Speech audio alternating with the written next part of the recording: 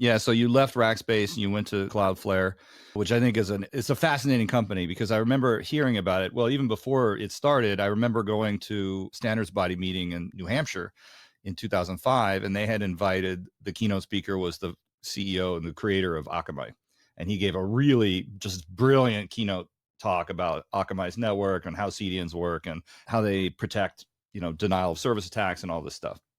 And of course, they were the dominant player. They were the first. They basically created that market, and they were the dominant player. So when I heard that Cloudflare was launching, and I had a friend who worked there in the very early days, Will Dinkle, who had actually been on this podcast earlier, our podcast a few episodes ago. He went to work there, I think, when he was doing his Harvard MBA. I think he was an intern there.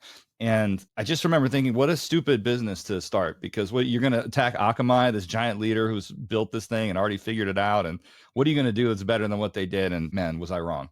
Because they absolutely built something amazing and dominated. Of course, it's much bigger than that now, but this is just a brilliant company. Yeah, it is a great story, great company, great people behind it. I got to know Cloudflare when I was at Rackspace. In the early days, I met the founders out in Silicon Valley, one of those developer conferences or investor conferences or whatever I was doing. And I met them in the very early days. We're now living in this distributed world where we work from home. All of us are sitting in a home office. We're traveling all over the world and trying to continue to do business. The internet is now the backbone of modern commerce and modern business. I mean, that's really what, if you want to know what led me to Cloudflare, it's basically the idea that the world has changed, right? We are not in centralized data centers. We are not in headquarters buildings. The network is no longer private and controllable. It's sort of this Wild West uncontrolled world. And so how do you wrap some sanity and some control and some visibility around that? And that's what I think I see in Cloudflare's platform that's really, really powerful.